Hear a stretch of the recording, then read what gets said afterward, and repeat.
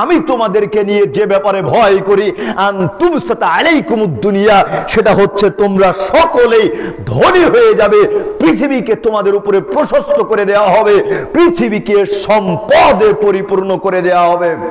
কি বুঝলেন হাদিসের গুরুত্ব? 10 বছর পূর্বে আপনার এলাকায় যে ভিক্ষুক ছিল, এই ভিক্ষুকটা আজকে দেখেন 10 বছর পূর্বের তুলনায় ধনী হয়েছে কিনা? হয়েছে কিনা? আপনার 10 বছর পূর্বের যে বাড়ি ঘর ছিল, 10 বছর পূর্বের তুলনায় আপনার বাড়ি ঘরে এখন উন্নত হয়েছে কিনা? হয় নাই? প্রায় মানুষেরই হয়েছে। এই তো বলতেছিলাম যে এই মসজিদ পার হয়ে ছোটবেলাতে যখন আসতাম, হায় হায় হায় কি ভয় লাগতো, দুই দিকে কুয়ার মতো গর্ত, মাঝখান দিয়ে চিকন একটা রাস্তা, ভয় লাগতো, একেবারে গর্ত, চিন্তাই করা যেত না যে এর মাঝখান দিয়ে এত প্রশস্ত একটা রাস্তা করা সম্ভব। আলহামদুলিল্লাহ উন্নতি হয়েছে না, রাস্তাটা প্রশস্ত হয়ে গিয়েছে। ঠিক তেমনি প্রত্যেকটা মানুষই ধনী হয়েছি। তাহলে ধনী যদি নিয়মিত হতেই থাকি, তবে আমি আপনি সম্পদ নিয়ে কেন এত চিন্তিত, কেন এত চিন্তিত? আল্লাহর নবী এ কারণেই বলতেছেন, পৃথিবীর মানুষ শোনো, ফাওয়াল্লাহি মাল ফাকরা আখশা আলাইকুম, আমি তোমাদেরকে নিয়ে দারিদ্রতার ভয় করি না, ওয়ালাকিন আখশা আলাইকুম, তবে আমি তোমাদেরকে নিয়ে যে ব্যাপারে ভয় করি আনতুবসাত আলাইকুমুদ দুনিয়া, সেটা হচ্ছে তোমাদের উপরে পৃথিবীকে প্রশস্ত করে দেওয়া হবে, তোমরা সকলেই সম্পদশালী হয়ে যাবে। কামা বুসিতাত আলা মান কানা ক্বাবলাকুম, যেমন তোমাদের পূর্ববর্তীদের উপরে পৃথিবীকে প্রশস্ত করে দেওয়া হয়েছিল, তোমাদের পূর্ববর্তীদেরকে সম্পদ দিয়ে পরিপূর্ণ করা হয়েছিল।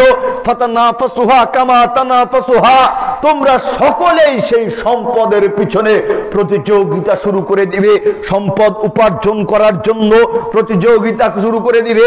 এখন হাদিসের সাথে আমাকে আপনাকে মিলিয়ে দেখান, আমি আপনি সম্পদ উপার্জনের প্রতিযোগিতা শুরু করেছে কিনা? যদি সম্পদ উপার্জনের প্রতিযোগিতা শুরু করি, তবে এই হাদিসের শেষাংশে ভয়ঙ্কর একটা তথ্য, ভয়ঙ্কর একটা খবর আল্লাহর নবী দিচ্ছেন। এরপরে তিনি বলছেন, কামা তানাফাসুহা, যেমন তোমাদের পূর্ববর্তীরা এই সম্পদ উপার্জনের প্রতিযোগিতা শুরু করেছিল, অতুহলিকাকুম কামা আখলাকাতহুম, তোমরা ক্ষতিগ্রস্ত হয়ে যাবে, তোমরা ক্ষতিগ্রস্ত হয়ে যাবে। সম্পদ উপার্জন করতে গিয়ে প্রতিযোগিতা শুরু করে দিয়ে তোমরা আল্লাহ সুবহানাহু ওয়া তাআলাকে ভুলে যাবে, পাপের সাথে জড়িয়ে পড়বে, পাপের সাথে জড়িয়ে পড়ার কারণে তোমরা ক্ষতিগ্রস্ত হয়ে যাবে, যেমন তোমাদের পূর্ববর্তীরা সম্পদ উপার্জন করতে গিয়ে ক্ষতিগ্রস্ত হয়ে গিয়েছিল। এবার আপনি চিন্তা করেন, আপনি যদি সম্পদ এমন পরিমাণে উপার্জন করার প্রতিযোগিতা করেন, যেই প্রতিযোগিতা করতে করতে যেই আল্লাহ সুবহানাহু ওয়া তাআলা আপনাকে পৃথিবীতে প্রেরণ করেছেন এত যত্ন সহকারে, এত নিয়ামত দিয়ে, সেই আল্লাহ তাআলাকে যদি আপনি ভুলে যান, তবে নিশ্চিত আপনি ক্ষতিগ্রস্ত হবেনই হবেন, নিশ্চিত আপনি ক্ষতিগ্রস্ত হবেনই হবেন। জোরে সরে বলুন ঠিক না ঠিক?